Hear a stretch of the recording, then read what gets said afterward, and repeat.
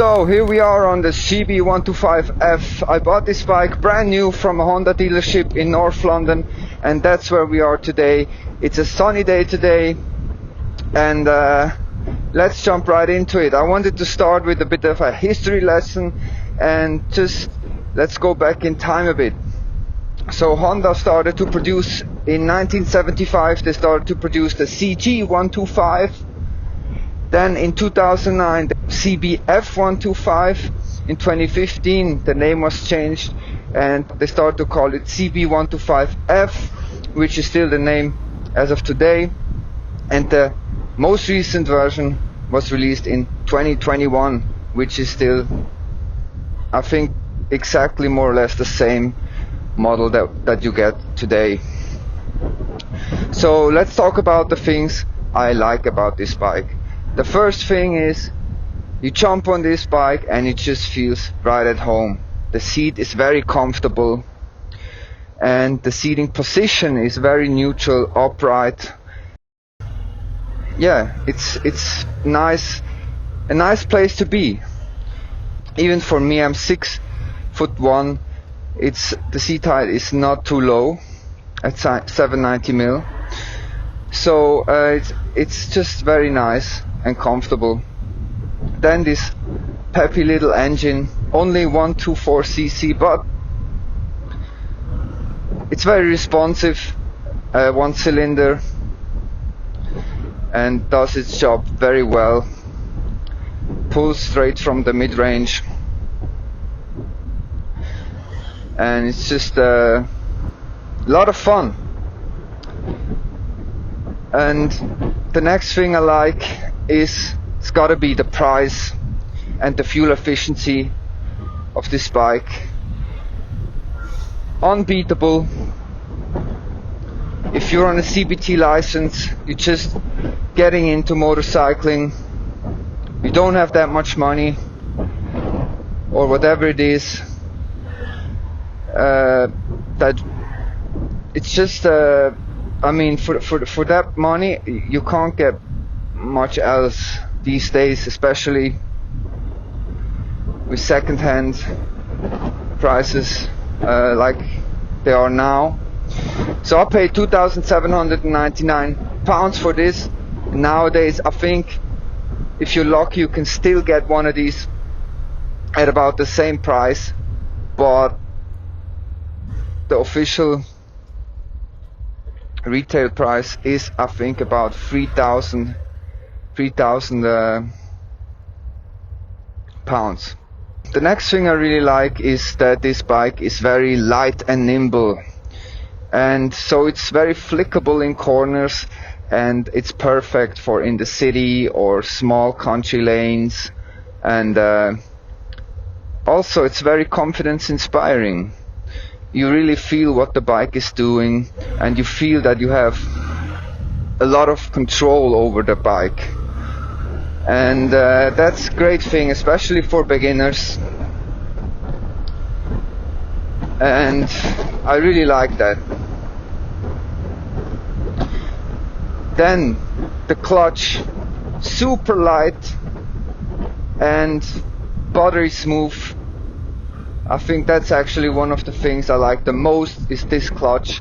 This clutch is so light, no clunkiness, nothing like that. Amazing.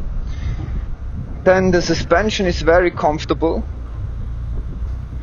very good for these bumpy roads that we have here in the UK, navigating potholes.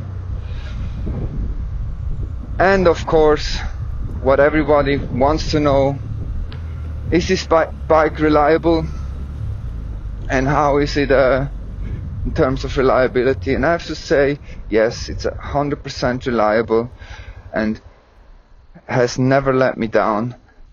So here we are, Ali Pali, just a little bit of a walk around. If you look at this, I mean, the styling, it's quite nice. It's not the most beautiful 125 that you can get, but it looks quite alright, especially better than the previous version, at least for me. And then what I really like is that this logo here is not just painted on, it's actually a real Honda badge. Now let's talk a bit about the specs. So we have a 124cc single air-cooled unit here that delivers 10 Newton meters of torque, I think 1011 and even 1011 horsepower as well. In the front we have a 31mm telescopic fork and a 240mm single disc with 2-piston Nissan calipers. In the rear there's twin shocks and a drum brake. 18-inch wheels, then we have a nice LCD display,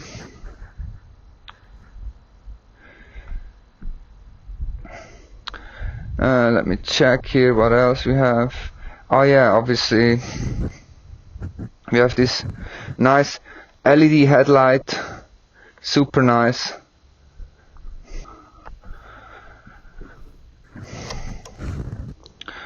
No TFT dash, no riding modes, nothing like that.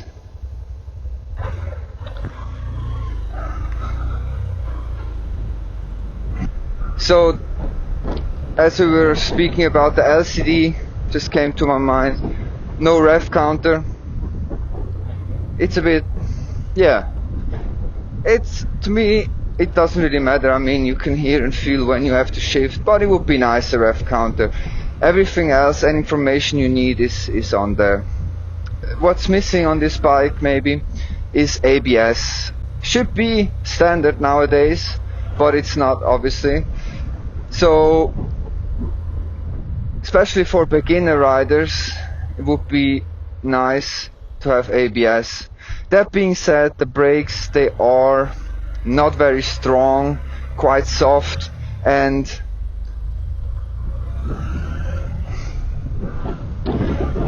it's quite hard to lock up the brakes, but if it rains, it's wet outside, or you can actually lock up the brakes, and it happened to me. Luckily I saved it by putting my foot down, and thanks to the low weight of this bike, that was not really a problem. But that's something that I would consider if you're in the market for 125. Maybe get a bike with ABS. Just a nice safety feature to have. Everything is adequate on this bike. I mean, everything is built to a budget, but everything is adequate. Now, the suspension is very comfortable, but on the downside, it's very soft. It just dives quite a lot, especially when you're getting on the brakes or trying to ride a bit more sporty. They dive a lot, but you cannot expect Swedish gold at this price point. The next thing I don't really like is the stock tires. So you could say, yeah, it's only 125, they are, it doesn't really matter. But let me tell you, when I put some decent rubber on this, it was like night and day. So I would definitely recommend, if you own one of these or thinking about getting one, put on some decent rubber. So I've got some Metzeler Roadtech 01s on here, and I'm just very happy with them. The grip, the feel, the performance in the wet. Amazing tires. A bit expensive probably, but definitely worth the money. The throttle can be a bit snatchy at low speeds. This being a 1-cylinder, it's quite typical, but due to the low weight, it's not really an issue. It's just 117 kilograms, this bike. Actually, it's about 10-11 kilograms less than the previous version.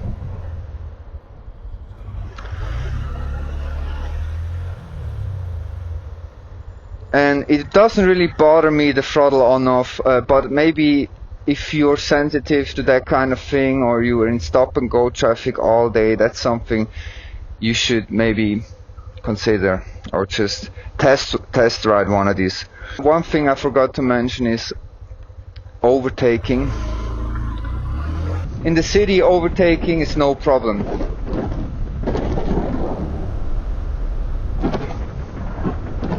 Pulling off from the lights, no problem.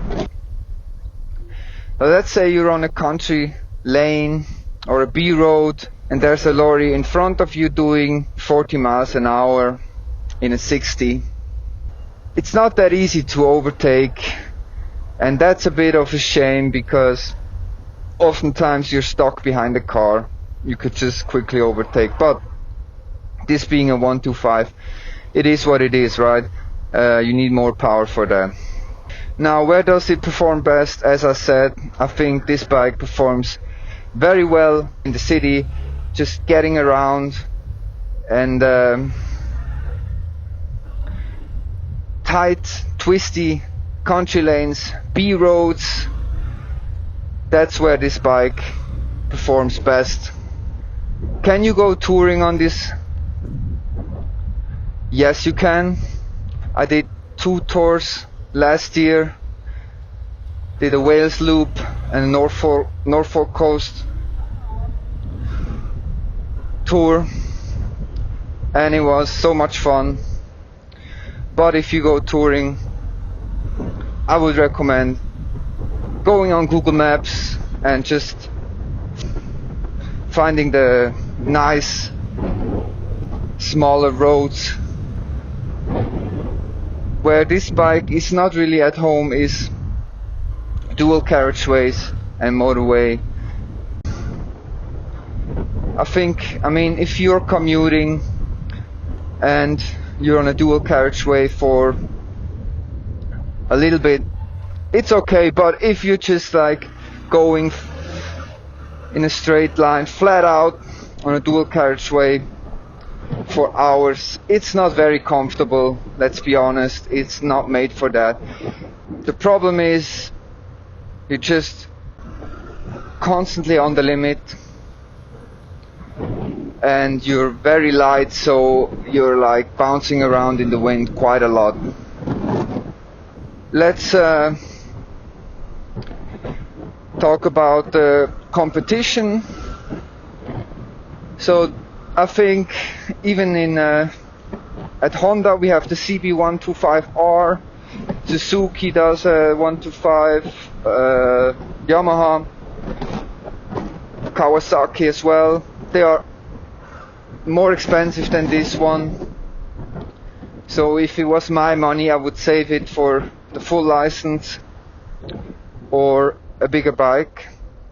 The Chinese bikes are the only bikes that are cheaper than this, and but if you look at the resale value, I think you're better off with a Honda. Would I buy it again? Recommend this machine? Yes, I would, 100%.